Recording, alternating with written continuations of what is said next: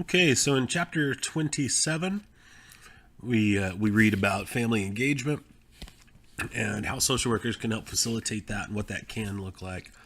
It gives us a little bit of a brief overview.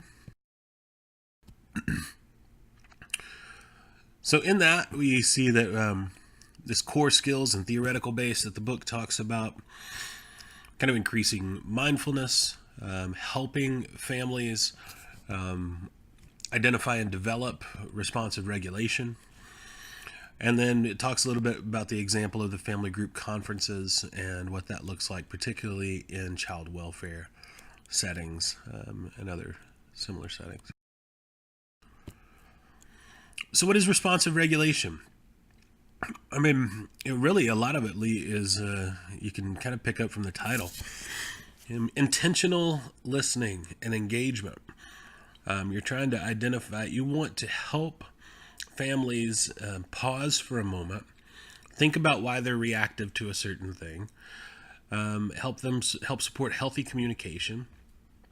So there's a set of tools that you try to use, whether that's praise, when families are showing a commitment to the healing process and accountability, trying to give them positive reinforcement and support when they're focused on things like education, help them understand what the consequences of negative behaviors can be, help them build support networks, etc. So it's really this positive reinforcement process with a few guiding tips. The book also talks about family-mindedness as a concept. So we're trying to help primarily with individuals to think about their family members, to think about how their behaviors are going to impact others and improve communication and interaction between family members. So thinking about the family as a unit. So understanding that you have all these different types of relationships in a family system, and recognizing that the family works best when everybody is fulfilling the appropriate roles and supporting and being there for each other. That your family does better when you are a part of it, and you do better when your family is functioning correctly.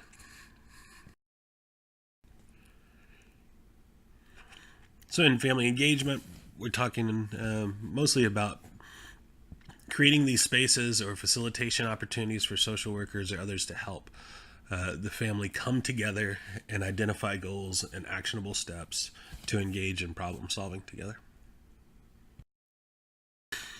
Now we're seeing, this is an example that we're seeing a lot in child welfare more recently in the past couple of years. So bringing the family members in early on in child protection cases to try to help the family put a plan together to quickly reunify or to get things under control as soon as possible. We know from the data that better outcomes happen when we can reduce time in care and improve family functioning. So rather than kind of ostracizing and punishing the families as we tend to do a lot of times, we're bringing the families in and trying to create these support structures for them to live the lives that they want to, healthy lives that they want to. When we look at that in the context of juvenile justice, of course we're trying to help the young person understand what they've done and how that's harmed others, help them gain accountability. We know from the research base that accountability is a major stepping stone. Once a young person can become accountable to how their behaviors have hurt others, it gives them the opportunity to change those behaviors and move forward in a positive way. So we bring them in. We want to encourage folks to take responsibility and then make amends, help them repair whatever's wrong kind of inside them and their ability to have healthy relationships. I know when I was working with youth who had sex crimes charges, or problematic sexual behaviors in a clinical capacity, that I would talk about this almost like it's like going to a dentist. We have to acknowledge the cavities there. Then we have to do the hard and often painful work of digging out the cavity. And then after that, we can put that filling in. We can put things back together so that it's usable, so that you can live a life without pain and not inflict pain on others. So getting the family in to be a part of that process can be really helpful. At the same time, when families are not a part of supporting that process, it can drastically decrease intervention effectiveness.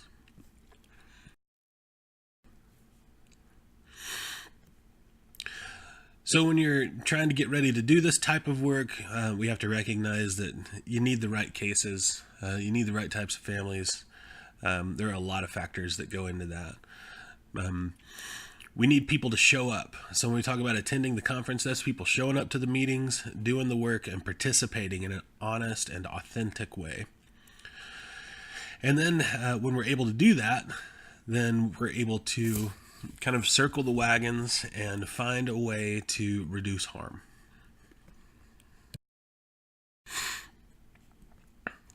So some of these principles that kind of make these things work, again, it's kind of repeating some of this, but that active involvement. People have to be ready to participate. We got to make sure, if we're trying to build trust and autonomy and give the family some sort of power back in their situation, then it's important to try to find ways to be as independent as possible. So that independence of the coordinator is a really important key. Also, putting a hold on other decision processes. So if there are certain court timelines or things that are going on, can we at least pause those to see if the intervention will work? And then if so, are we able to divert some of the court process? Can we reduce that adversarial potential that we can see? Can we help people buy into how to calm themselves and make better decisions about their interactions? We see in these family group conferences that it starts with a referral, moves into trying to make sure that that's the right family situation or family constellation or situation to start the case. Then we have the conference. There's rapport building, time for us to talk about the plan, try to come up with a plan, and then get some action steps moving. And then, of course, it's up to the group, the family, to do their roles, the case management folks to do theirs, and to do what we can to see how that plan gets implemented, and then follow up and see if you need to revisit and how to revisit any of those steps again. Important to recognize that just because you have one of these groups, these family group conferences, that doesn't make everything just go away.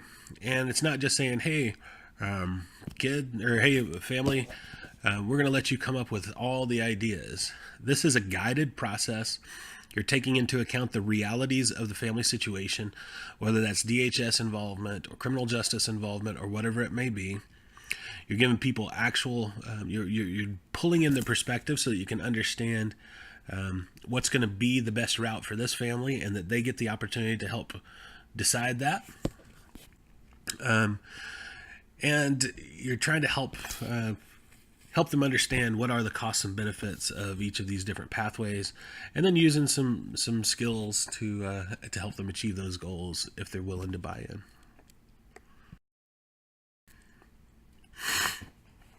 Again, we see that preparation, trying to make sure everybody knows why they're there, what it is and what it's not, and agreeing to it. And the follow-up, it doesn't work to just go give everybody a bullet point list of stuff to do.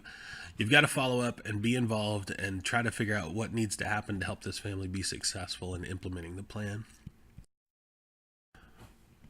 Part of that success is dependent on people understanding what an FGC is and what it is not.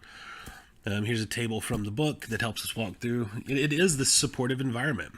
It's an opportunity to try to cross the lines between case management and therapy. We're trying to help make some plans, help people communicate with each other, help them find some peace, an idea about how to move forward. It is not clinical therapy. It's not a prolonged engagement. It's a quick triage kind of style plan. It's not something that an agency just comes up with and tells the family what to do. We've already been doing that forever. This is about collaboration between agencies and families. It's not a place to stick on all the worst of decisions that people have made in the past. We're not trying to shame anyone or guilt anyone. We want to help provide an opportunity for folks to move forward. So for social workers, the key skills that we want to use, really it's about engagement and assessment. Can you get this family to open up?